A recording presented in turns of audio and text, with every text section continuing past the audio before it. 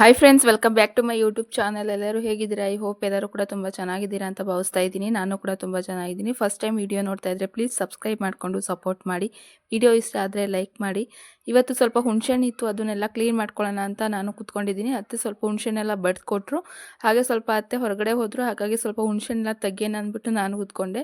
ಲಸುನು ಕೂಡ ಸ್ನಾನ ಮಾಡಿಸಿ ಅವನ ಮನ್ಗುಸೋಣ ಅಂದರೆ ಕೂಡ ಮನಗಲಿಲ್ಲ. ಸುಮ್ಮನಾದೆ, ಇವ್ನು ಮನ್ಗಲ್ಲ, ಸುಮ್ಮನೆ ಏನಕ್ಕೆ ಟೈಮ್ ವೇಸ್ಟ್ ಮಾಡೋದು ಅಂದ್ಬಿಟ್ಟು ಹುಣಸೆಹಣ್ಣು ತೆಗಿಯೋಣ ಅಂತ ಕೂತ್ಕೊಂಡೆ. ಬೆಳಗ್ಗೆ ಅಂದರೆ 2 ದಿವಸದಿಂದ ನಮ್ಮತ್ತೆ ಹುಣಸೆಹಣ್ಣನ್ನ ಕುಟ್ಟಿದ್ದಾರೆ. ಅದು ಚಿಕ್ಕ ಚಿಕ್ಕ ಹುಣಸೆಹಣ್ಣು ಇರುತ್ತಲ್ಲ, ಒಂದೊಂದೇ ಇದು ಇರುತ್ತಲ್ಲ ಹುಣಸೆಹಣ್ಣು, ಆ ಹುಣಸೆಹಣ್ಣು ಇದು ಬೇಗ ಸಾಕೋದೇ ಇಲ್ಲ. ಅಂದರೆ ಬೇಗ ಟೈಮೇ ಆಗೋದು ಗೊತ್ತಾಗಲ್ಲ. ಎಷ್ಟು 2 ದಿವಸದಿಂದ ಇದೇ ಇದು ಮಾಡ್ತಾಯಿದ್ದೀವಿ ನಾವು.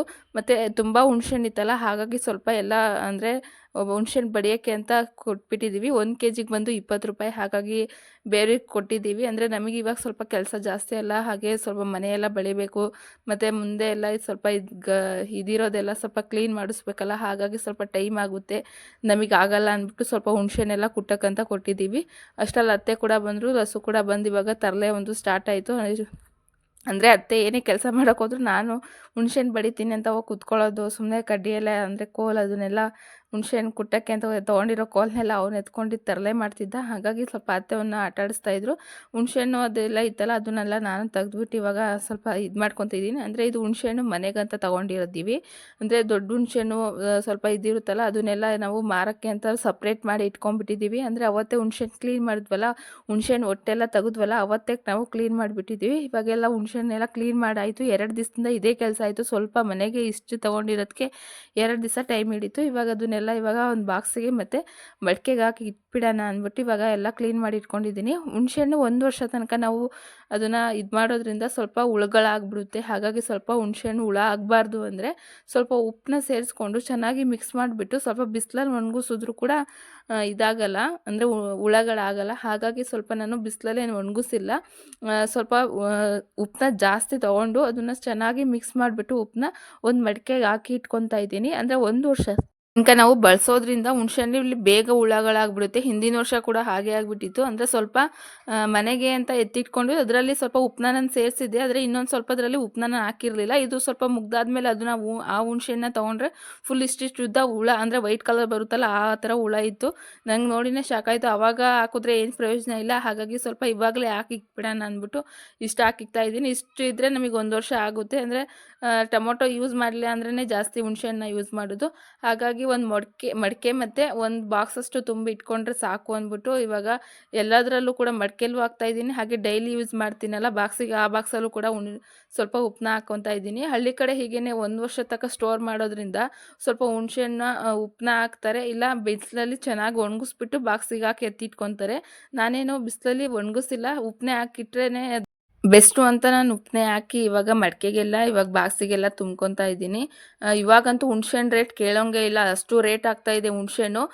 ಕ್ವಿಂಟೋಲು ಅಂದರೆ ಇವಾಗ ಕೊಬ್ಬರಿಗೂ ಕೂಡ ಅಷ್ಟು ಬೆಲೆ ಇಲ್ಲ, ಆಗಲೇ ಹುಣಸೆಹಣ್ಣಿಗೆ ಅಷ್ಟು ಬೆಲೆ ಇದೆ. ಇವಾಗ KG 200 ರೂಪಾಯಿ 300 ರೂಪಾಯಿ, ಆದರೆ ಇಲ್ಲಿ ಊರ ಕಡೆ ಬರ್ತಾ ಇರೋದು 130 ರೂಪಾಯಿ 140 ರೂಪಾಯಿ ಅಂತ ಅರ್ಧಕ್ಕೆ ಅರ್ಧ ತೊಗೊಂಡೋಗಿ ನಮಗೆ 3 ನಾಮ ಉಂಡೆ ನಾಮ ಹಾಕ್ತಾಯಿದ್ದಾರೆ. ನಾವಂತೂ ಇಲ್ಲಿ ಕೊಡಲ್ಲ, ಶಿರಾ ಮಾರ್ಕೆಟಿಗೆ ಹಾಕೋಣ ಅಂತ ಅಂದ್ಕೊಂಡಿದ್ದೀವಿ. ಇವಾಗೆಲ್ಲ ಹಾಕಿ ಬಾಕ್ಸಿಗೆಲ್ಲ ಎತ್ತಿಕ್ಕಿದ್ದೀನಿ. ಆಗಲೇ ಸಾಯಂಕಾಲ ಆಗೇ ಬಿಟ್ಟು, ಹಾಗಾಗಿ ಸೋನಿ ಎಲ್ಲ ಇವಾಗ ಸ್ವಲ್ಪ ಮನೆ ಮುಂದೆ ಎಲ್ಲ ಸಾರಿಸ್ತಾ ಇದ್ದಾಳೆ. ಒಂದೊಂದು ದಿವಸ ಅಂತೂ ಸೋನಿನೇ ಈ ಥರ ಸಾರಿಸ್ತಾಳೆ. ಅಂದರೆ ನಂಗೆ ಸ್ವಲ್ಪ ಟೈಮ್ ಆದರೆ ಏನಾರ ಬೇರೆ ಕೆಲಸ ಇದ್ದರೆ ಸೋನಿ ಈ ಥರ ಅವಳೇ ಸಾರಿಸ್ತಾಳೆ. ಕೇಳ್ತಾಳೆ, ಅಮ್ಮ ಸಾರಿಸ್ಲಾ ಮನೆ ಮುಂದೆ ಅಂತ. ಹ್ಞೂ ಸಾರಿಸು ಅಂದರೆ ಅವಳೇ ಸಾರಿಸ್ತಾಳೆ. ಚಿಕ್ಕ ಪುಟ್ಟ ಕೆಲಸ ಕೂಡ ಸೋನಿನೇ ಮಾಡ್ತಾಳೆ. ಹಾಗೆ ಸಾಯಂಕಾಲ ಅಡುಗೆಗೆ ಅಂದ್ಬಿಟ್ಟು ನುಗ್ಗೆಕಾಯಿ ಸಾಂಬಾರು ಮಾಡ್ಕೊಳ್ಳೋಣ ಅಂದ್ಬಿಟ್ಟು ಇವಾಗ ಇಷ್ಟು ನುಗ್ಗೆಕಾಯಿ ಕಟ್ ಮಾಡಿ ಇಟ್ಕೊಂಡಿದ್ದೀನಿ. ಹಾಗೆ ಬೇಳೆನೂ ಕೂಡ ಬೇಯಿಸ್ಕೊಂಡು ಇವಾಗ ತುರಿದಿಟ್ಕೊಂಡಿರೋಂಥ ತೆಂಗಿನಕಾಯಿ ತುರಿ, ಈರುಳ್ಳಿ, ಟೊಮೊಟೊ, ಸ್ವಲ್ಪ ಹುಣಸೆಹಣ್ಣು, ಕೊತ್ತಂಬರಿ, ಬೆಳ್ಳುಳ್ಳಿನ ಹಾಕಿ ಮಿಕ್ಸಿ ಜಾರ್ಗೆ ಇವಾಗ ರುಬ್ಕೋಬೇಕು. ಹಾಗೆ ಇವಾಗ 1 ಸ್ಪೂನಷ್ಟು ಅಂದರೆ 1.5 ಸ್ಪೂನಷ್ಟು ಖಾರದ ಪುಡಿನ ತೊಗೊತಾ ಇದ್ದೀನಿ. ಹಾಗೆ 1 ಸ್ಪೂನಷ್ಟು ಧನಿಯಾ ಪುಡಿನ ಕೂಡ ತೊಗೊಂಡು ಮಿಕ್ಸಿ ಜಾರಲ್ಲಿ ರುಬ್ಕೊಂಡ್ರೆ ಈಸಿಯಾಗಿ ಮಾಡ್ಕೊಬೋದು ನುಗ್ಗೆಕಾಯಿ ಸಾಂಬಾರನ್ನ. ನಾವು ಕುಕ್ಕರಲ್ಲೇ ಡೈರೆಕ್ಟಾಗಿ ಇಟ್ಟರೆ ನುಗ್ಗೆಕಾಯಿ ಕೂಡ ಒಂಥರ ಆಗಿಬಿಡುತ್ತೆ. ಇವಾಗ ರುಬ್ಕೊಂಡ್ಬಂದಿದ್ದೀನಿ. ಇವಾಗ ಒಂದು ಪಾತ್ರೆಗೆ, ಈ ಕಡೆ ಬೇಳೆ ಕೂಡ ಬೆಂದಿದೆ. ಇವಾಗ ಒಂದು ಪಾತ್ರೆಗೆ ಸ್ವಲ್ಪ ಎಣ್ಣೆ ಹಾಕ್ಬಿಟ್ಟು ಸಾಸಿವೆ ಹಾಕಿ ಒಗ್ಗರಣೆ ಕೊಟ್ಟಾದರೆ ಆಯಿತು. ಹಾಗೆ 2 ಎಸಳು ಸ್ವಲ್ಪ ನಾನು ಕರಿಬೇವನ್ನು ಕೂಡ ಹಾಕ್ಕೊಂಡಿದ್ದೀನಿ. ತುಂಬ ಚೆನ್ನಾಗಿರುತ್ತೆ ಈ ಥರ ನುಗ್ಗೆಕಾಯಿ ಸಾಂಬಾರನ್ನ ಮಾಡೋದ್ರಿಂದ. ನಾವು ಕುಕ್ಕರಲ್ಲಿ ಹಾಕೋದ್ರಿಂದ ಅದು ಪುಡಿ ಪುಡಿ ಆಗಿಬಿಡುತ್ತೆ ನುಗ್ಗೆಕಾಯಿ. ಹಾಗಾಗಿ ಪ್ರತಿ ಸರ್ತಿ ನುಗ್ಗೆಕಾಯಿ ಸಾಂಬಾರು ನಾನು ಇದೇ ಥರ ಮಾಡ್ಕೊತೀನಿ. ಇವಾಗ ರುಬ್ಕೊಂಡಿರೋಂಥ ಖಾರನ ಪಾತ್ರೆಗೆ ಹಾಕಿ ಚೆನ್ನಾಗಿ ಮಿಕ್ಸ್ ಮಾಡ್ಕೊತಾ ಇದ್ದೀನಿ. ಅಂದರೆ ನೀರು ಕೂಡ ತೊಗೊಂಡು ಈ ಥರ ಮಿಕ್ಸಿ ಜಾರಲ್ಲಿ ಚೆನ್ನಾಗಿ ಅದನ್ನು ಮಿಕ್ಸ್ ಮಾಡಿಬಿಟ್ಟು ಇವಾಗ ಹಾಕ್ಕೊತಾ ಇದ್ದೀನಿ. ಅಂದರೆ ನಮಗೆ ಎಷ್ಟು ನೀರು ಬೇಕೋ ಅಷ್ಟು, ತುಂಬ ನೀರು ಹಾಕೋಬೇಡಿ. ಅಂದರೆ ಬೇಳೆ ಬೆಂದಿರಬೇಕಾದ್ರೆ ನಾವು ನೀರು ಹಾಕಿರ್ತೀವಲ್ಲ, ಹಾಗಾಗಿ ಸ್ವಲ್ಪ ಸ್ವಲ್ಪ ಇದಿದ್ದಾಗಲೇ ಹಾಕ್ಕೊಳ್ಳಿ ಚೆನ್ನಾಗಿ. ಇವಾಗ ಬೇಳೆ ಕೂಡ ಚೆನ್ನಾಗಿ ಬೆಂದಿದೆ ನೋಡಿ. ಇವಾಗ ನಾನು ಬೇಳೆ ಬೆಂದಿರೋ ಬೇಳೆನ ಇವಾಗ ನೋಡ್ಬೋದು, ಬೇಳೆ ತುಂಬ ಚೆನ್ನಾಗಿ ಬೆಂದಿದೆ. ಇವಾಗ ಖಾರ ಕೂಡ ಈ ಕಡೆ ಚೆನ್ನಾಗಿ ಕುದಿ ಬರ್ತಾ ಇದೆ. ಹಾಗಾಗಿ ಇವಾಗ ಬೇಳೆನ ಇವಾಗ ಪಾತ್ರೆಗೆ ಹಾಕ್ಕೊಂಡು ಅದನ್ನು ಕೂಡ ಚೆನ್ನಾಗಿ ಕುದಿಸ್ಬೇಕು. ಅಂದರೆ ಒಂದು ಕುದಿ ಬಂದರೆ ಸಾಕು. ಅಂದರೆ ಬೇಳೆ ನಾವು ಆಲ್ರೆಡಿ ಕುಕ್ಕರಲ್ಲಿ ಬೇಯಿಸ್ಕೊಂಡಿರೋದ್ರಿಂದ ಜಾಸ್ತಿ ಏನು ಬೇಯೋ ಅವಶ್ಯಕತೆ ಇಲ್ಲ. ಆದರೂ ಸ್ವಲ್ಪ ಒಂದು ಕುದಿ ಬರಬೇಕು. ಹಾಗೆ ನಮ್ಮ ಮನೆಯವರು ಇವತ್ತು ಹುಳಿಯಾರ್ಗೆ ಹೋಗಿದ್ರು. ಅಂದರೆ ಮೇಕೆ ಮರಿಗಳಿಗೆಲ್ಲ ಇವತ್ತು ಜೋಳ ತರ್ತೀನಿ ಅಂತ ಹೋಗಿದ್ರು. ಹಾಗಾಗಿ ಇವಾಗ ಬಂದ್ರವರು. ಅಂದರೆ ಸಾಯಂಕಾಲ 5 ಗಂಟೆಗೆ ಹೋಗಿದ್ರು, ಇವಾಗ ಬಂದಿದ್ದಾರೆ. ಒಂದು 7 ಗಂಟೆ ಆಗಿದೆ ತರೋಷ್ಟರಲ್ಲಿ. ಹಾಗೆ ಇವಾಗ ಸಾಂಬಾರು ಕೂಡ ಕುದಿ ಬರ್ತಾ ಇದೆ. ಇವಾಗ ತೊಳ್ಕೊಂಡಿರೋವಂಥ ನುಗ್ಗೆಕಾಯಿನ ಕಟ್ ಮಾಡಿ ಹಾಕ್ಕೊತಾ ಇದ್ದೀನಿ. ಅಂದರೆ ಬೆಳಗ್ಗೆ ಹೊತ್ತು ನುಗ್ಗೆಕಾಯಿ ಸಾಂಬಾರು ತಿನ್ನೋಕ್ಕೆ ಯಾರೂ ಇಷ್ಟಪಡ್ತಿಲ್ಲ. ಅಂದರೆ ಬಿಸಿಲು ಅಷ್ಟಿದೆ. ಈ ಬಿಸಿಲಲ್ಲಿ ನುಗ್ಗೆಕಾಯಿ ಸಾಂಬಾರು ತಿಂದರೆ ಮುಗೀತು ಅಂತ ಹೇಳ್ತಾಯಿದ್ರು. ಒನ್ ಟೈಮಿಗೆ ಆಗೋಷ್ಟು ನುಗ್ಗೆಕಾಯಿ ಸಾಂಬಾರನ್ನ ಮಾಡ್ಕೊಂಡಿದ್ದೀನಿ. ಹಾಗೆ ಸಂತೆಗೆ ಅಂದರೆ ಹುಳಿಯಾರ್ಗೆ ಹೋಗಿದ್ರಲ್ಲ, ಅಲ್ಲಿಂದ ಇವಾಗ ಸ್ವಲ್ಪ ಫ್ರೂಟ್ಸ್ ಎಲ್ಲ ತಂದಿದ್ದಾರೆ. ಅಂದರೆ ಸೋನಿ ಕೇಳ್ತಾ ಇರ್ತಾಳೆ ಯಾವಾಗಲೂ ಲಂಚ್ ಬಾಕ್ಸಿಗೆ ಮತ್ತು ಸ್ನ್ಯಾಕ್ಸಿಗೆ ಏನು ಹಾಕ್ತೀರಾ ಅಂತ. ಹಾಗಾಗಿ ಇವಾಗ ಅವಳಿಗೋಸ್ಕರನೇ ಅಂತ ಫ್ರೂಟ್ಸ್ ಎಲ್ಲ ತಂದಿದ್ದಾರೆ. ಹಾಗೆ ನಾನು ಕೂಡ ಫ್ರೂಟ್ ಸಲಾಡ್ ಮಾಡೋಣ ಅಂತ ಅದನ್ನು ಕೂಡ ತರಿಸಿದೆ. ಸ್ವಲ್ಪ ಜಾಸ್ತಿನೇ ತರ್ರಿ ಅಂತ. ಅಂದರೆ ಬಿಸಿಲಲ್ಲಿ ಎಷ್ಟೇ ಇದ್ರೂ ಕೂಡ ಬೇಗ ಒಣಗೋಗ್ಬಿಡುತ್ತೆ. ಅವಾಗವಾಗ ಅಂದರೆ ನಮ್ಮ ಕಡೆ ಬರ್ತಾನೆ ಇರ್ತಾರೆ, ನಮ್ಮ ಹಳ್ಳಿ ಕಡೆ. ಹಾಗಾಗಿ ಸ್ವಲ್ಪ ಸ್ವಲ್ಪನೇ ತೊಗೊಂಬನ್ನಿ, ಇಲ್ಲಿ ಬರ್ತಾ ಇರ್ತಾರೆ ಅಂತ ಹೇಳಿದ್ದೆ. ಹಾಗೆ ಸ್ವಲ್ಪ ಇವ್ರದ್ದು ಕೂಡ ಕ್ರೀಮು ಮತ್ತು ಪೌಡ್ರು ಮತ್ತು ಸೋಪ್ ಅದೆಲ್ಲ ಖಾಲಿಯಾಗಿತ್ತು, ಅದನ್ನೆಲ್ಲ ತಂದಿದ್ದಾರೆ. ಕ್ರೀಮ್ ಮರ್ತೆ ಬಂದಿದ್ದಾರೆ, ಪೌಡ್ರು ಮತ್ತು ಸೋಪ್ ಅಷ್ಟೇ ತಂದಿದ್ದಾರೆ. ಇವಾಗ ಅದನ್ನೆಲ್ಲ ಇವಾಗ ತೊಳ್ಕೊಂಡು ಫ್ರೂಟ್ ಸಲಾಡ್ ಮಾಡೋಣ ಅಂತ ಇಷ್ಟು ತೆಗೆದಿಟ್ಕೊಂಡಿದ್ದೀನಿ. ಅಂದರೆ ಕಸ್ಟರ್ಡ್ ರೆಸಿಪಿ ಅಂತ ಗೊತ್ತಾಗುತ್ತಲ್ಲ, ಕೆಲವ್ರಿಗೆ ಗೊತ್ತಿರುತ್ತೆ, ಕೆಲವ್ರಿಗೆ ಗೊತ್ತಿರಲ್ಲ ಕಸ್ಟರ್ಡ್ ರೆಸಿಪಿ ಅಂತ. ಹಿಂದೆ ಕೂಡ ಮಾಡಿದ್ದೆ, ಅದು ವಿಡಿಯೋ ಅಪ್ಲೋಡ್ ಮಾಡಬೇಕು ಅಂದ್ಕೊಂಡೆ. ಆದರೆ ಸೋನಿ ಅದು ಏನೋ ನೋಡೋಕ್ಕೆ ಹೋಗಿ ಎಲ್ಲ ಡಿಲೀಟ್ ಮಾಡ್ಕೊಬಿಟ್ಟಿದ್ದಾಳೆ. ಸ್ವಲ್ಪ ಅದನ್ನು ಅಪ್ಲೋಡ್ ಮಾಡೋಕ್ಕಾಗಿಲ್ಲ. ಇವಾಗ ಮತ್ತೆ ಕಸ್ಟರ್ಡ್ ರೆಸಿಪಿನ ತೋರಿಸ್ತಾ ಇದ್ದೀನಿ ನೋಡಿ. ಇಷ್ಟು ಮೆಕ್ಕೆಜೋಳ ತಂದಿದ್ದಾರೆ. ಒಂದೇ ಸತಿ ಒಂದು ಚೀಲನ ತಂದಿಕ್ಬಿಡ್ತಾರೆ. ಅದು ಒಂದು ಚೀಲ 1 ತಿಂಗಳು ಬರುತ್ತೆ. ಹಾಗೆ ಹುಣಸೆಹಣ್ಣು ಮತ್ತು ಇವಾಗ ಸ್ವಲ್ಪ ಕುಟ್ಟಕ್ಕೆ ಅಂದ್ಬಿಟ್ಟು ಒಂದು ಬೆಳೆಯೋಕ್ಕೆ ಅಂತ ಎಲ್ಲರಿಗೂ ಕೊಡ್ತಾ ಇದ್ದಾರೆ ಮಾವ. 3 ಕಡೆ ಕೊಟ್ಟಿದ್ದಾರೆ. ಒಂದು 20 kg ಆ ಥರ ಕೊಡ್ತಾ ಇದ್ದಾರೆ. 1 kgಗೆ ಬಂತು 20 ರೂಪಾಯಿ ಅಷ್ಟು ಬರುತ್ತೆ. ಇವಾಗ ಸಾಂಬಾರು ಕೂಡ ಈ ಕಡೆ ಕುದಿ ಬರ್ತಾ ಇದೆ. ಇವಾಗ ಸಾಂಬಾರು ಕೂಡ ರೆಡಿ ಆಯಿತು. ಇಷ್ಟು ಮಾಡಿದ್ರೆ ಸಾಕು. ನಾವು ಅರ್ಧ ಗಂಟೆಯಲ್ಲೇ ನಾವು ನುಗ್ಗೆಕಾಯಿ ಸಾಂಬಾರನ್ನ ತುಂಬ ಚೆನ್ನಾಗಿ ಮಾಡ್ಕೋಬೋದು. ಅಂದರೆ ನುಗ್ಗೆಕಾಯಿ ಕುಕ್ಕರಲ್ಲಿಟ್ಟರೆ ಅಷ್ಟು ಚೆನ್ನಾಗಿರಲ್ಲ. ಈ ಥರ ಪಾತ್ರೆಯಲ್ಲಿ ಹಾಕ್ಕೊಂಡು ಬೇಳೆ ಎಲ್ಲ ಬೇಯಿಸ್ಕೊಂಡು ಚೆನ್ನಾಗಿರುತ್ತೆ. ಹಾಗೆ ಇವಾಗ ಕಸ್ಟರ್ಡ್ ರೆಸಿಪಿ ಮಾಡೋಕ್ಕೆ ಒಂದು ಪಾತ್ರೆಗೆ ಅರ್ಧ ಲೀಟ್ರಷ್ಟು ಹಾಲನ್ನ ತೊಗೊತಾ ಇದ್ದೀನಿ. ಅಂದರೆ ಇದಕ್ಕೆ ನೀರು ಸೇರಿಸ್ಕೋಬೇಡಿ, ಅಂದರೆ ಸ್ವಲ್ಪ ಗಟ್ಟಿಯಾಗಿ ಇರಲಿ ಹಾಲು. ಹಾಗಾಗಿ ನಾನು ಅರ್ಧ ಲೀಟ್ರಷ್ಟು ಹಾಲನ್ನ ತೊಗೊಳ್ತಾ ಇದ್ದೀನಿ. ಇದಕ್ಕೆ ಯಾವುದೇ ನೀರು ಸೇರಿಸ್ಕೊತಾ ಇಲ್ಲ. ಇವಾಗ ಕಸ್ಟರ್ಡ್ ಪೌಡರ್ ಇದೆಯಲ್ಲ ಅದನ್ನು ತೊಗೊಂಡಿದ್ದೀನಿ. ಹಿಂದೆ ಕೂಡ ಒಂದು ಸತಿ ಮಾಡಿದೆ, ಇದನ್ನು ಆಲ್ರೆಡಿ ಓಪನ್ ಮಾಡಿದ್ದೀನಿ. ಅದು ಅಪ್ಲೋಡ್ ಮಾಡೋಕ್ಕಾಗಲಿಲ್ಲ. ಇವೆಲ್ಲ ವೀಡಿಯೋ ಅರ್ಧ ಎಲ್ಲ ಡಿಲೀಟ್ ಆಗಿತ್ತು. ಹಾಗಾಗಿ ಸುಮ್ಮನಾಗ್ಬಿಟ್ಟೆ. ಇವಾಗ ಒಂದು ಕಸ್ಟರ್ಡ್ ಪೌಡ್ರ್ ಇರುತ್ತಲ್ಲ ಅದನ್ನು ಇವಾಗ 2 ಸ್ಪೂನಷ್ಟು, ಅಂದರೆ ನಾವು ಎಷ್ಟು ಹಾಲನ್ನ ತೊಗೊಂಡಿರ್ತೀವೋ ಅಷ್ಟು ಮೆಜರ್ಮೆಂಟ್ಗೆ ಇವಾಗ ನಾನು ಅರ್ಧ ಲೀಟ್ರ್ ತೊಗೊಂಡಿರೋದ್ರಿಂದ 2-2.5 ಅಷ್ಟು, ಅಂದರೆ ದೊಡ್ಡ ಸ್ಪೂನಿಂದ 2.5 ಸ್ಪೂನಷ್ಟು ನಾನು ಕಸ್ಟರ್ಡ್ ಪೌಡ್ರನ್ನ ಹಾಕಿ ಹಾಲಲ್ಲಿ ಚೆನ್ನಾಗಿ ಮಿಕ್ಸ್ ಮಾಡ್ಕೊತಾ ಇದ್ದೀನಿ. ಅಂದರೆ 1 ಟೀ ಲೋಟ ಅಷ್ಟು ಹಾಲನ್ನ ತೊಗೊಂಡಿದ್ದೀನಿ. ಆಲ್ರೆಡಿ ಆ ಬೌಲಲ್ಲಿ ಹಾಕ್ಕೊಂಡಿದ್ದೆ, ನಾನು ತೋರ್ಸೋಕ್ಕಾಗಲಿಲ್ಲ. ಹಾಲೇ ತೊಗೊಳ್ಳಿ, ಅಂದರೆ ನೀರು ತೊಗೊಂಡ್ರೆ ಅಷ್ಟು ಚೆನ್ನಾಗಿ ಬರೋಲ್ಲ. ಅರ್ಧ ಲೀಟ್ರ್ ಹಾಲಲ್ಲಿ ಸ್ವಲ್ಪ 1 ಟೀ ಲೋಟ ಅಷ್ಟು ಹಾಲನ್ನ ತೆಗೆದಿಟ್ಕೊಂಡ್ರೆ ಸಾಕು. ಇವಾಗ ಅದನ್ನು ಚೆನ್ನಾಗಿ ಮಿಕ್ಸ್ ಮಾಡ್ಕೋಬೇಕು. ಅಂದರೆ 1 ಗಂಟೆ ಕೂಡ ಇರಬಾರ್ದು. ಹಾಗಾಗಿ ಚೆನ್ನಾಗಿ ಮಿಕ್ಸ್ ಮಾಡ್ಕೊಳ್ಳಿ. ನೋಡಿ ಈ ಥರ ಚೆನ್ನಾಗಿ ಮಿಕ್ಸ್ ಮಾಡ್ಕೊಂಡಿದ್ದೀನಿ. 1 ಗಂಟೆ ಕೂಡ ಇಲ್ಲ. ಇವಾಗ ನೋಡಿ ಈ ಕಸ್ಟರ್ಡ್ ಪೌಡ್ರ್ ಬಂತು ಜಾಸ್ತಿ ಏನಾಗಲ್ಲ. ಅಂಗಡೀಲಿ 35 ರೂಪಾಯಿ ಸಿಗುತ್ತೆ. ಅಂದರೆ ಮಾಮೂಲಿ ರೇಷನ್ ಅಂಗಡಿಯಲ್ಲೂ ಕೂಡ ಸಿಗುತ್ತೆ ಮತ್ತು ಬೇಕ್ರಿಗಳಲ್ಲೂ ಸಿಗುತ್ತೆ. ಬೇಕ್ರಿಗಿಂತ ಸ್ವಲ್ಪ ರೇಷನ್ ಅಂಗಡಿಯಲ್ಲೇ ಸಿಗುತ್ತೆ. ಹಾಗೆ ಒಂದು ಕಡೆ ಒಂದು ಪಾತ್ರೆಗೆ ಸ್ವಲ್ಪ ಉಪ್ಪನ್ನ ಹಾಕಿ ನೀರಲ್ಲಿ ಚೆನ್ನಾಗಿ ಇವಾಗ ಫ್ರೂಟ್ಸ್ನ ತೊಳ್ಕೊತಾ ಇದ್ದೀನಿ. ಅಂದರೆ ನಾನು ಇಲ್ಲಿ 3 ಥರ ಫ್ರೂಟ್ಸ್ನ ಅಷ್ಟೇ ತೊಗೊಂಡಿರೋದು. ಇದ್ರೆ ನಾವು ದಾಳಿಂಬ್ರೆನೂ ಹಾಕ್ಕೋಬೋದು, ಡ್ರೈ ಫ್ರೂಟ್ಸ್ ಕೂಡ ಹಾಕ್ಕೋಬೋದು. ನಾನು ಇದನ್ನು ಕಲ್ತಿದ್ದು ಎಲ್ಲಿ ಅಂದರೆ ಫಸ್ಟ್ ಇಯರ್ ನಾನು ಹಾವೇರಿಗೆ ನಮ್ಮ ಆಂಟಿ ಮನೇಲಿ ಕಲ್ತಿದ್ದು. ಇವಾಗ ಸ್ವಲ್ಪ ಸಕ್ಕರೆ ಹಾಕ್ಕೊತಾ ಇದ್ದೀನಿ, 1 ಬೌಲಷ್ಟು. ಅಂದರೆ ಹಾಲು ಸ್ವಲ್ಪ ಕುದಿ ಬಂದಾದಮೇಲೆ 1 ಬೌಲಷ್ಟು, ಅಂದರೆ ನಮಗೆ ಎಷ್ಟು ಸ್ವೀಟ್ ಬೇಕೋ ಅಷ್ಟು ಸಕ್ಕರೆನ ನಾವು ಸೇರಿಸ್ಕೋಬೋದು. ಸೇರಿಸ್ಬಿಟ್ಟು ಚೆನ್ನಾಗಿ ಮಿಕ್ಸ್ ಮಾಡ್ಕೊಳ್ಳಿ. ಅಂದರೆ ಸ್ವಲ್ಪ ಸ್ವೀಟ್ ಜಾಸ್ತಿ ಬೇಕು ಅಂದರೆ ಸಕ್ಕರೆ ನಾವು ಜಾಸ್ತಿ ಹಾಕ್ಕೋಬೋದು.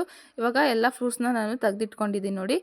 ಬಾಳೆಹಣ್ಣು, ಆಪಲು ಮತ್ತು ದ್ರಾಕ್ಷಿನ ತೊಗೊಂಡು ಇವಾಗ ಅದನ್ನು ಇಟ್ಕೊಂಡಿದ್ದೀನಿ. ಹಾಗೆ ಇವಾಗ ಒಂದು ಕುದಿ ಬಂತು ಹಾಲು.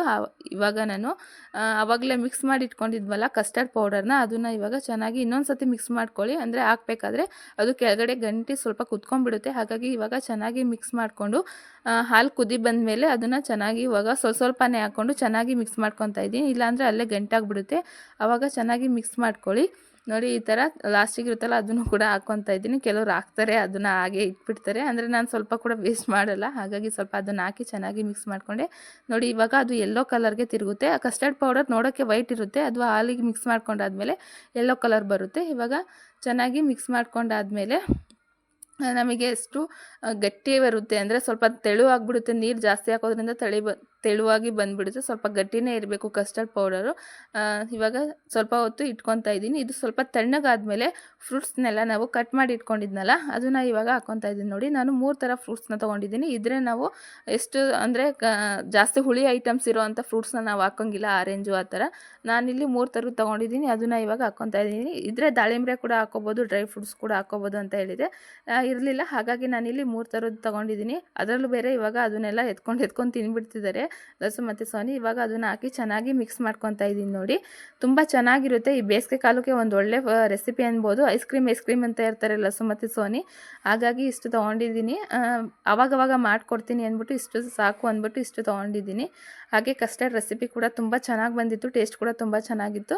ಅದನ್ನು ಇವಾಗ ಒಂದು ಅರ್ಧ ಗಂಟೆ ಹೊತ್ತು ಫ್ರಿಜ್ಜಲ್ಲಿ ಇಟ್ಬಿಟ್ಟಿದ್ದೀನಿ. ಹಾಗೆ ಇವಾಗ ರಾತ್ರಿ ಊಟ ಕೂಡ ಮುಗಿಸ್ಕೊಂಡು ಇದು 2 ಡೇಸ್ ಕಂಟಿನ್ಯೂ ಆಗಿರುತ್ತೆ. ಬೆಳಗ್ಗೆನೇ ಮಾವ ಇವತ್ತು ಬಿಸಿಲು ಬೇಗ ಬಂದುಬಿಡುತ್ತೆ ಅಂದ್ಬಿಟ್ಟು, ಸೀಟ್ ಇರೋದ್ರಿಂದ ಕಾವುಗಳು ಅಂದರೆ ಕಾವು ಆಗುತ್ತೆ, ಫುಲ್ ಮೈಯೆಲ್ಲ ಇದಾಗುತ್ತೆ ಅಂದ್ಬಿಟ್ಟು ಬೆಳಗ್ಗೆ 6 ಗಂಟೆಗೆ ಆಟದ ಮೇಲೆ ಹತ್ಬಿಟ್ಟು ಇವಾಗ ಕೊಬ್ಬರಿನೆಲ್ಲ ಸುಲ್ಸೋಣ ಅಂದ್ಬಿಟ್ಟು ಕೊಬ್ಬರಿ ಎಲ್ಲ ತೆಗಿತಾ ಇದ್ದಾರೆ. ಅಂದರೆ ಸೋನಿ ಸ್ವಲ್ಪ ಇನ್ನೂ ಎದ್ದಿರಲಿಲ್ಲ, ಅಂದರೆ ತಿಂಡಿನೇ ಮಾಡಿ ಬಂದುಬಿಟ್ಟಿದ್ದೀನಿ ಬೆಳಿಗ್ಗೆ. ಹಾಗಾಗಿ ಇವಾಗ ಸ್ವಲ್ಪ ಕೊಬ್ಬರಿನೆಲ್ಲ ಎತ್ತಿಕ್ಬಿಟ್ಟು ನಮ್ಮ ಮನೆಯವರೆಲ್ಲ ಹುಣ್ಸೆಹಣ್ಣು ಮರದ ಕೆಳಗಡೆ ಅಲ್ಲಿ ಹಾಕ್ತಾ ಇದ್ದಾರೆ. ಅಂದರೆ ಕೊಬ್ಬರಿ ಸುಲಿಯೋಕ್ಕೆ ಬಿಸಿಲಾಗುತ್ತಲ್ಲ, ಹಾಗಾಗಿ ಹುಣ್ಸೆಹಣ್ಣು ಮರ ಇದ್ದರೆ ಅವ್ರಿಗೂ ಕೂಡ ನೆರಳಾಗುತ್ತೆ ಅಂದ್ಬಿಟ್ಟು ಅಲ್ಲಿ ಕೊಬ್ಬರಿ ತೊಗೊಂಡೋಗಿ ನಮ್ಮ ಮನೆಯವ್ರು ಹಾಕ್ತಾಯಿದ್ದಾರೆ. ನಾನು ಕೂಡ ತುಂಬಿಕೊಡ್ತಾ ಇದ್ದೀನಿ. ಇನ್ನೇನು ನೀರೆಲ್ಲ ಕಾದಿದೆ, ಅಡುಗೆ ಕೂಡ ಮುಗೀತು ನಂದು ಕೂಡ. ಇವಾಗ ಸೋನಿಗೆ ಕರ್ಕೊಂಬಂದು ಅವಳನ್ನ ಸ್ನಾನ ಮಾಡಿಸೋದೇ ಆಯಿತು. ನಾನೊಂದು ಸ್ವಲ್ಪ ಅರ್ಧ ಈ ಥರ ತುಂಬಿಕೊಟ್ರೆ ನಮ್ಮ ಮನೆಯವರು ಕೂಡ ಎತ್ಕೊಂಡೋಗಿ ಹಾಕ್ತಾರೆ. ಮತ್ತು ಅತ್ತೆ ಬಂದರೆ ಅತ್ತೆ ಕೂಡ ಸ್ವಲ್ಪ ಹೆಲ್ಪ್ ಮಾಡ್ತಾರೆ. ಇಲ್ಲ ಸೋನಿಗೆ ಸ್ನಾನ ಮಾಡಿಸಿದ್ರೆ ಅವರೇ ರೆಡಿ ಮಾಡಿದರೆ ಇನ್ನೇನು ಎಲ್ಲ ಕೆಲಸ ಕೂಡ ಮುಗೀತು. ಹಾಗಾಗಿ ಬೆಳಗ್ಗೆನೇ ಚಿತ್ರಾನ್ನ ಮಾಡಿದ್ದೆ. ಇವರಂತೂ ಬೆಳಗ್ಲಿಂದ ಎಷ್ಟೇ ಕರೆದ್ರೂ ಕೂಡ ಬರ್ತಾ ಇರಲಿಲ್ಲ. ಅಂದರೆ ಆ ಅಂಕಲು ಕೊಬ್ಬರಿ ಸುಲಿಯಕ್ಕೆ ಬಂದಿರೋರು. ನಾನು ಆ ಕೊಬ್ಬರಿ ಎಲ್ಲ ಸುಲಿದಾದ್ಮೇಲೆ ಊಟ ಮಾಡೋದು ಅಂತ ಹೇಳ್ತಾಯಿದ್ರು. ಅಷ್ಟರಲ್ಲಿ ಇದಾಗುತ್ತೆ ಅಂತ ಹೇಳಿದ್ರು ಕೂಡ ಕೇಳ್ತಾ ಇರಲಿಲ್ಲ. ಹಾಗೆ ಇವತ್ತು ಸ್ವಲ್ಪ ಲೇಟಾಗಿ ನೀರು ಬಿಟ್ಟರು. ಅಂದರೆ ಇವತ್ತು ಸ್ವಲ್ಪ ಕರೆಂಟು ಬರೋದು ಹೋಗೋದು ಆ ಥರ ಮಾಡ್ತಾಯಿತ್ತು. ಹಾಗಾಗಿ ಸ್ವಲ್ಪ ನೀರು ನಾನು ಫಸ್ಟೇ ನಾನೇ ಇಟ್ಬಿಟ್ಟಿದ್ದೆ ಬಿಂದಿಗೆನ. ಹಾಗಾಗಿ ಇವಾಗ ನೀರು ತುಂಬ್ಕೊಳ್ಳೋಣ ಅಂತ ಹೋಗಿದೆ. ಸ್ವಲ್ಪ ಬೆಳಗ್ಗೆ ಅಂದರೆ ಬೇಗನೆ ಬಿಡ್ತಾರಲ್ಲ, ಸ್ವಲ್ಪ ನೀರು ಕೂಡ ಒಂಥರ ಬರ್ತಾ ಇರುತ್ತೆ. ಹಾಗಾಗಿ ಸುಮ್ಮನಾದೆ, ಆಮೇಲೆ ಹೋದರೆ ಆಗಿತ್ತು ಅಂತ. ಸ್ವಲ್ಪ ಗಲೀಜು ನೀರು ಬರ್ತಾ ಇರುತ್ತೆ. ಹಾಗಾಗಿ ಇವಾಗ ಅಜ್ಜಿ ಅಷ್ಟರ ಬಂದು ಅಜ್ಜಿ ಎತ್ಬಿಡ್ತಾನೆ ಅಂದ್ಬಿಟ್ಟು ನಾನೇ ಎತ್ಕೊಳ್ಳೋಣ, ಅಂದರೆ ಜಾಸ್ತಿ ಜನ ಆಗಿಬಿಟ್ರೆ ಇದಾಗ್ಬಿಡುತ್ತೆ. ಹಾಗಾಗಿ ನಾನೇ ಹೋಗಿ ನೀರನ್ನ ಇಟ್ಕೊಳ್ಳೋಣ ಅಂದ್ಬಿಟ್ಟು ಹೋದೆ. ಅಷ್ಟರಲ್ಲಿ ಅತ್ತೆ ಬಂದು ನಾನೇ ಹಿಡಿತೀನಿ ಹೋಗಮ್ಮ ಅಂದ್ಬಿಟ್ಟು ನಾನು ಒಂದು 2 ಬಿಂದಿಗೆ ಎತ್ಕೊಂಡ್ಬಂದೆ. ಅಂದರೆ ಒಳಗಡೆ ಸ್ವಲ್ಪ ನೀರೆಲ್ಲ ಖಾಲಿಯಾಗಿತ್ತು, ಅಂದರೆ ಧೂಳೆಲ್ಲ ಬಿದ್ದುಬಿಟ್ಟಿತ್ತಲ್ಲ. ಹಾಗಾಗಿ ಒಂದು ಬಿಂದಿಗೆನಾದರೂ ತೊಗೊಂಡೋಗಿ ಒಳಗಡೆ ಇಟ್ಕೊಂಡ್ಬಿಡೋಣ ಅಂದ್ಬಿಟ್ಟು ಬಂದೆ. ಇಲ್ಲಿ ಕೂಡ ಫುಲ್ಲು ಕೊಬ್ಬರಿ ಎಲ್ಲ ಮಾವ ಎಲ್ಲ ತೆಗೆದುಬಿಟ್ಟಿದ್ರು ಅಷ್ಟರಲ್ಲಿ. ನೋಡಿ ಇಷ್ಟಾಗಿದೆ. ಒಂದು 2,000 ಆಗ್ಬೋದು ಕೊಬ್ಬರಿ ಅಂತ ಅಂದ್ಕೊಂಡಿದ್ದೀವಿ. ಎಷ್ಟಾಗುತ್ತೋ ಇವಾಗ ರೇಟು 17,000 ಏನೋ ಇದೆ ಕ್ವಿಂಟೋಲು. ಎಷ್ಟಾಗುತ್ತೋ ಗೊತ್ತಿಲ್ಲ. ಅಂದರೆ ಹಬ್ಬ ಕಳೆದಾದ್ಮೇಲೆ, ಯುಗಾದಿ ಹಬ್ಬ ಕಳೆದಾದ್ಮೇಲೆ ಇನ್ನೂ ಜಂಪ್ ಆಗುತ್ತೆ, 25,000 ತನಕ ಆಗುತ್ತೆ ಅಂತ ಹೇಳ್ತಾಯಿದ್ರು. ಈ ಅಂಕಲಂತೂ ಊಟನೇ ಮಾಡೋಕ್ಕೆ ಬರಲಿಲ್ಲ. ಅದು ಚಿತ್ರಾನ್ನ ಮಾಡಿದ್ದೆ ಅಲಸೋಯ್ತು. ಅಂದರೆ ಸ್ವಲ್ಪ ನಾನು ಕೈಯಲ್ಲಿ ಅದನ್ನು ಮಿಕ್ಸ್ ಮಾಡಿಬಿಟ್ಟಿದ್ದೆ. ಹಾಗಾಗಿ ಸ್ವಲ್ಪ ಬೇಗನೆ 2 ಗಂಟೆ ಆದರೂ ಕೂಡ ಅವ್ರು ತಿನ್ನೋಕ್ಕೆ ಬರಲಿಲ್ಲ. ಹಾಗಾಗಿ ನಮ್ಮ ಕರಿಯಂಗೆ ಕೊಡೋಣ ಅಂದ್ಬಿಟ್ಟು ಸ್ವಲ್ಪ ಸ್ಮೆಲ್ ಬರ್ತಾಯಿತ್ತು. ಹಾಗಾಗಿ ಕರಿಯಂಗೆ ಕೊಟ್ಬಿಡೋಣ ಅಂದ್ಬಿಟ್ಟು ಇವಾಗ ಚಿತ್ರಾನ್ನ ಎಲ್ಲ ತೊಗೊಂಡು ಬಂದೆ. ಇನ್ನೂ ಕೂಡ ಅದು ಆಗಿರಲಿಲ್ಲ. ಇನ್ನೊಂದು 50 ಕೊಬ್ಬರಿ ಇದೆ. ಇನ್ನೂ ಅದನ್ನು ಫುಲ್ ಮುಗಿಸೇ ನಾನು ಊಟ ಮಾಡೋದು ಅಂತ ಹೇಳ್ತಾಯಿದ್ರು. ಯಾವಾಗಾದರೂ ಮಾಡ್ಕೊಳ್ಳಿ ಅಂತ ನಾನು ಸುಮ್ಮನೆ ಆಗ್ಬಿಟ್ಟೆ. ಎಷ್ಟೊತ್ತಿ ಕರಿಯೋದು ಅವ್ರನ್ನ. ಆಗಾಗಲೇ ಕಾಫಿ ಕೊಡಿ, ಟೀ ಕೊಡಿ ಅಂತ ಅದನ್ನೇ ಕೇಳ್ತಾಯಿದ್ರು. ಬರೀ ಟೀ ಕುಡ್ದಿದ್ದೆ, ನೀರು ಕುಡ್ದಿದ್ದು, ಕಲ್ಲಂಗಡಿ ಹಣ್ಣು ಅದೆಲ್ಲ ಕಟ್ ಮಾಡಿ ಅವ್ರಿಗೆ ಕೊಟ್ಟು ಬಂದ್ವು. ಅಂದರೆ ಬೇಗನೆ ಗ್ಯಾಸ್ಟ್ರಿಕ್ ಆಗಿಬಿಡುತ್ತೆ ಟೀ ಕುಡಿಯೋದ್ರಿಂದ. ಅವ್ರು ಊಟ ಬೇರೆ ಮಾಡಿರಲಿಲ್ಲ, ಭಯ ಬೇರೆ ಆಗ್ತಿತ್ತು ಇವ್ರು ಇಲ್ಲಿ ಬಂದು ಏನು ಮಾಡ್ಕೊತಾರೋ ಏನೋ ಅಂತ. ಆಗಾಗಲೇ ನೀರು ಕೊಡೋದು, ಟೀ ಕೊಡೋದು ಇದ್ರೆ ಆಯಿತು. ಊಟ ಅಂತೂ ಮಾಡಲೇ ಇಲ್ಲ ಪಾಪ ಅವರು. ಮಧ್ಯಾಹ್ನ ಒಂದೇ ಸತಿ ಇದಾದ ಮುಗಿಸ್ಮೇಲೆ ನಾನು ಊಟ ಮಾಡೋದು ಅಂತ ಹೇಳ್ತಾಯಿದ್ರು. ಯಾರೇ ಇರಲಿ ಈ ಥರ ಮಾಡಿದ್ರೆ ನಮಗೂ ಕೂಡ ಬೇಜಾರಾಗ್ಬಿಟ್ಟೆ. ಊಟ ಮಾಡಿದ್ರೆ ನಮಗೂ ಒಂಥರ ನೆಮ್ಮದಿ. ಅಂದರೆ ಅವರು ಈ ಥರ ಕೆಲ್ಸಕ್ಕೆ ಕರ್ಕೊಂಡು ಅವ್ರ ಮುಂದೆ ನಾವು ತಿನ್ನೋದಂದರೆ ಅಷ್ಟು ಸರಿ ಇರಲ್ಲ. ಹಾಗಾಗಿ ಅವಾಗ ಅವಾಗವಾಗ ಕಲ್ಲಂಗಡಿ ಹಣ್ಣು ಮತ್ತು ಸ್ವಲ್ಪ ಜ್ಯೂಸು ಟೀ ಅದನ್ನೆಲ್ಲ ಇಟ್ಟಿಟ್ಟು ಕೊಡ್ತಾಯಿದ್ದೆ. ನೀರಂತೂ ಫುಲ್ ದಾಹ ಅಂದರೆ ದಾಹ, ಬಿಸಿಲಿಗೆ ಎಷ್ಟೇ ನೀರು ಕುಡಿದ್ರೂ ಕೂಡ ಪಾಪ ಇದಾಗ್ತಾ ಇರಲಿಲ್ಲ ಅವರು. ಒಂದು ಬಾಟ್ಲು ತುಂಬಿಕೊಟ್ಟಿದ್ದೆ, ಆದರೂ ಕೂಡ ಮತ್ತೆ ಆಗಾಗಲ ನೀರು ಕೊಡಮ್ಮ ಅಂತ ಕೇಳ್ತಾಯಿದ್ರು. ಮತ್ತು ಸ್ವಲ್ಪ ಆ ಕಡೆ ಈ ಕಡೆ ಎಲ್ಲ ಕೊಬ್ಬರಿ ಇದಾಗ್ಬಿಡುತ್ತಲ್ಲ, ತೆಂಗಿನಕಾಯಿ ಅದನ್ನೆಲ್ಲ ಸೈಡಿಗೆಲ್ಲ ಎತ್ತಿಕ್ಕೆ ಬಂದೆ ನಾನು ಕೂಡ.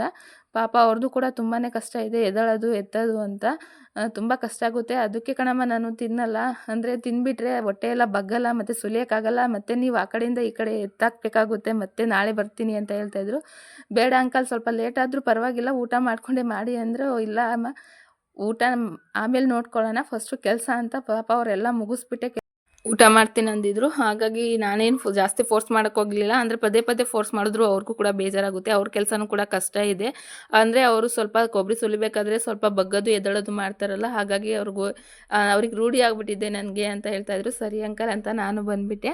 ಇವಾಗ ಕೊಬ್ಬರಿ ಎಲ್ಲ ಸುಲಿದಾಯಿತು. ಇವಾಗ ಎಣಿಸ್ತಾ ಇದ್ದಾರೆ ನಮ್ಮ ಮನೆಯವರು, ಮತ್ತು ನಮ್ಮ ಮಾವ ಎಣಿಸ್ತಾ ಇದ್ದಾರೆ. ಆ ಅಂಕಲ್ಗೆ ನನಗೆ ಎಣ್ಸಕ್ಕೆ ಬರಲ್ಲ, ನಾನು ಇಲ್ಲಿ ಕುತ್ಕೊತೀನಿ, ನೀವೇ ಎಣಿಸ್ತೀರಿ ಅಂತ ಹೇಳ್ತಾಯಿದ್ರು. ಹಾಗಾಗಿ ಮಾವ ಮತ್ತು ಇವರು ಜೋಡಿ ಮೇಲೆ ಎಣಿಸ್ತಾ ಇದ್ದಾರೆ.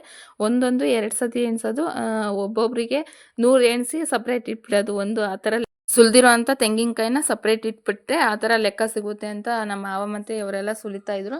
ಅದನ್ನೆಲ್ಲ ಇವಾಗ ಎತ್ಕೊಂಬಂದು ಮನೆ ಮುಂದೆ ಹಾಕ್ತಾ ಇದ್ದಾರೆ. ಅಂದರೆ ಇನ್ನೂ ರೇಟ್ ಜಂಪ್ ಆಗುತ್ತೆ, ಹಾಗಾಗಿ ಇವಾಗಲೇ ಕೊಬ್ಬರಿನ ಹೊಡಿಯೋದು ಬೇಡ ಅಂದ್ಬಿಟ್ಟು ಇವಾಗ ತಂದು ಮನೆ ಮುಂದೆನೆಲ್ಲ ಹಾಕ್ಕೊತಾ ಇದ್ದೀವಿ. ಅಂದರೆ ಯುಗಾದಿ ಹಬ್ಬ ಆದಮೇಲೆ ಕೊಬ್ಬರಿನ ಹೊಡಿಯೋಣ ಅಂದ್ಬಿಟ್ಟು ಇಲ್ಲಿ ಸ್ಟಾಕ್ ಮಾಡಿ ಇಟ್ಕೊಂಡಿದ್ದೀವಿ. 2000 ಆಯಿತು ಕೊಬ್ಬರಿ ಅಂತೂ. ಅಂದರೆ 1000 ಅವರಿಗೆ ಸುಲಿಯೋದಕ್ಕೆ 650 ರೂಪಾಯಿ ಅಂತ ಹೇಳ್ತಾಯಿದ್ರು. ಇವಾಗ 2000 ಇದೆ. ಇವಾಗ 1300 ರೂಪಾಯಿ 2 ಗಂಟೆ ಅಷ್ಟರಲ್ಲಿ ಅವರು ಕೂಡ ಇದು ಮಾಡಿಕೊಂಡ್ರು. ಪಾಪ ನನಗೆ ಒಂಥರ ಅನ್ನಿಸ್ತಾ ಇದ್ದು, ಇಷ್ಟೊತ್ತಾದರೂ ಕೂಡ ಊಟ ಮಾಡದೆ ಸುಲಿದಿದ್ದಾರಲ್ಲ ಇಷ್ಟೊತ್ತೇ ಕೊಬ್ಬರಿನ ಅಂತ. ಇಲ್ಲ ಕಣಮ್ಮ, ನಾನು ಯಾವಾಗಲೂ ಹಂಗೇ ಸುಲಿದಾದ್ಮೇಲೆ ನಾನು ಎಲ್ಲ ಹೋದ್ರೂ ಕೂಡ ಊಟ ಮಾಡೋದು ಅಂತ ಅಂದರು. ನೋಡಿ, ಇಷ್ಟು ಕೊಬ್ಬರಿ ಸುಲಿದಾಗಿದೆ. ಈ ವಿಡಿಯೋ ಇಷ್ಟ ಆದರೆ ಲೈಕ್